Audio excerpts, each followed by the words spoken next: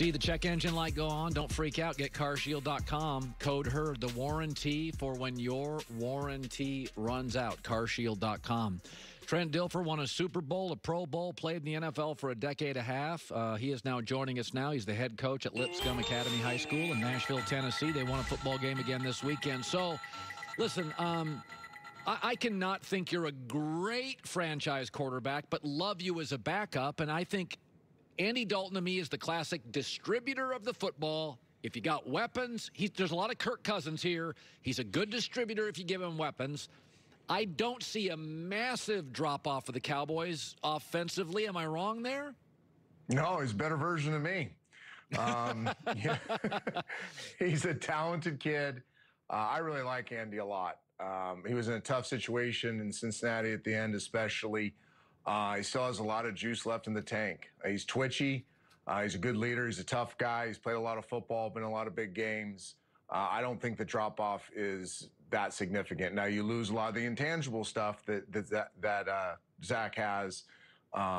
Dak Prescott has with his leadership, with his you can tell by the reaction around the league, his teammates, other teams, how much people respect him. You lose a little bit with Dak's mobility and legs, but I think Andy can handle this offense well. They're talented on offense. You can extend plays, keep the play alive with his athleticism. And again, he's seen a lot of football. He's played a lot of football. He's played a lot of critical downs. I think all those things will serve him very well in the NFC least. I mean, the division's so bad that you don't have to be great to win it. And I think the Cowboys can be just good enough to win that division with Andy Dalton. Listen, I get analytics. I was saying this, like in the NBA. I understand the revolution for the three ball. I get it. But in the last two finals, I've seen Jimmy Butler, Kawhi Leonard, LeBron, and AD on twos dominate the sport. I get going for it on 4th and 2, but I thought to myself, wet field, wet ball, and Russell Wilson. I want a field goal. I want to lead by 8. I've seen Russ do this 10 times. What did you make of the call to go for it? I know analytics loves it. I hated it. I thought kick the field goal, go up by 8. It's a chip shot for an NFL kicker. Worst you're going to do is go into overtime. And I just, you're playing that game where if you don't get it, which they did, now you're giving Russell the ball with a chance to beat you instead of just a chance to tie you. I didn't like the call at all. But again, regardless of the call, my jaw just dropped again watching Russell play and watching him operate in that situation and watching the critical moment plays that he made, his ability to the touchdown pass, especially with the free rusher in his face, and he kind of drops it down sidearm to hit Metcalf in the end zone was incredible. The 4th and 10, the sluggo stop, so to speak, the back shoulder on the sluggo was incredible. I'm running out of ways to explain Russell Wilson's magic. He's an incredible football player. He carries that team in big moments. Every time he gets the ball in that situation, you think he's going to score. So if you're Mike Zimmer and you're making that decision, well, if you think he's going to score, well, then make him score and then have to go get the 2-point conversion just to get you into overtime instead of beat you. Yeah. So I want to talk about Jimmy Garoppolo. I like him. And maybe it's injury. But when I watched the body language yesterday at Kyle Shanahan, that body language was, the parent that's about done giving their kid a little extra cash to go hang out at night. Like, I'm over it. I do wonder if that's the kind of game that Kyle can't unsee down the road. Yeah, I also interpreted it this way. It was why did I let him play? It's why did I let him speed up the rehab? Why did I let him play in this game? Maybe rest him another week. Because from jump start, Jimmy didn't look right. He didn't have that decisiveness in his game. He wasn't moving great. A lot of the errors he made, there was a little bit of I don't want to call it a flinch at being scared, but a lack of confidence in his body. The ball wasn't coming out of his hand well, which leads me to believe he didn't practice a lot leading up to this. So to me, I interpreted Kyle's body language as, why'd I let him play this week? Why'd I let it happen this week when I could have waited another week? That was my interpretation of it. And they're married to Jimmy Garoppolo. They're not dating anymore. They're married. So I think you have to handle each decision with that understanding that this is a long-term relationship and you can't overreact to one stinker. So you dealt with some of this when I covered you in Tampa. There's a point with Joe Burrow. There's one thing to get hit. There's another to get hit 30% more than the rest of the league. And it reminds me of Tony Romo. We remember Romo's last year when he had a good O-line, but for most of it in Dallas, it was a mess. And Tony was just running for his life for about 7, 8 years. And then and by the end of it, he just physically fell apart. You can only get hit by 275-pound guys that many times.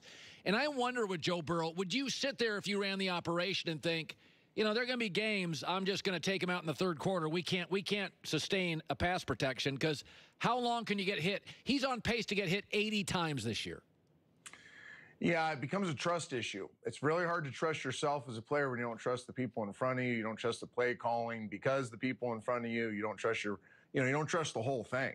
And it concerns me with young quarterbacks that play off jump start with poor offensive lines they may be super talented, they may be gritty and tough and have all the stuff you want, but they'll start to lose their trust and their belief in the people around them, but more importantly themselves.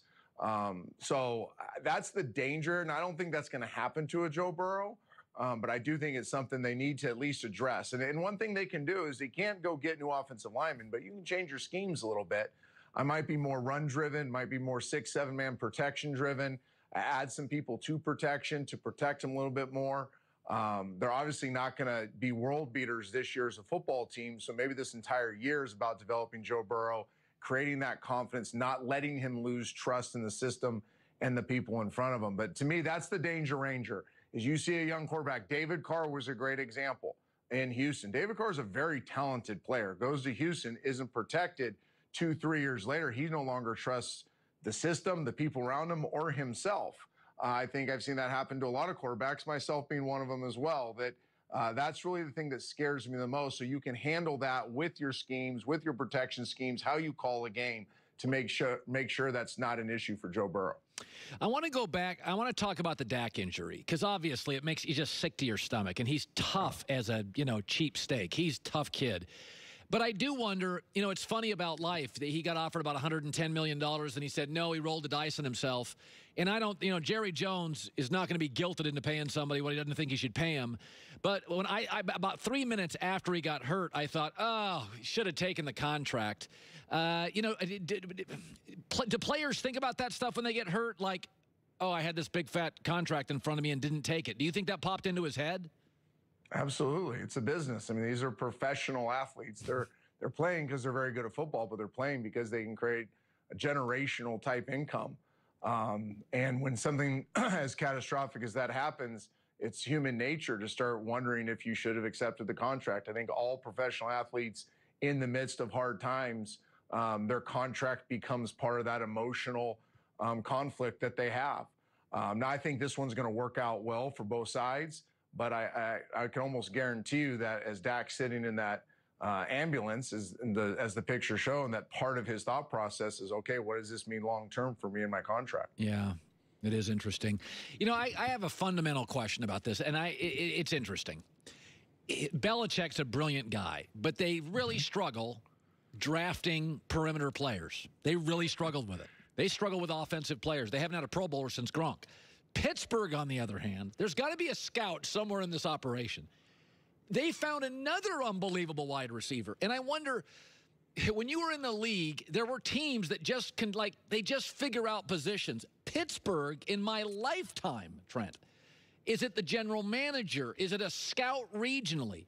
I watched them yesterday, and I'm like, they never miss on wide receiver. Or is it Big Ben? Was it Bradshaw? How do you explain their ability to just, it's a factory. It's a wide receiver factory. Explain it to me. Getting people in the right lanes doing what they do best. Too often in the NFL, you have one person that's the overall voice speaking into the draft process at every position when that person may not know every position well. He might be great with bigs.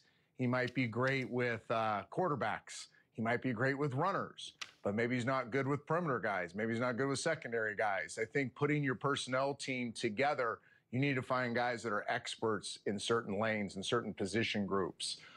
They need to have a track record with evaluating those players, both from the high school, college, to pro level. I think a lot of these guys are tracking these guys all the way back to high school and seeing their progression and how they developed as high school, perimeter guys into college, what they're learning, and then what you're looking for. I think a lot of his system fit. It's not every big perimeter guy fits every system.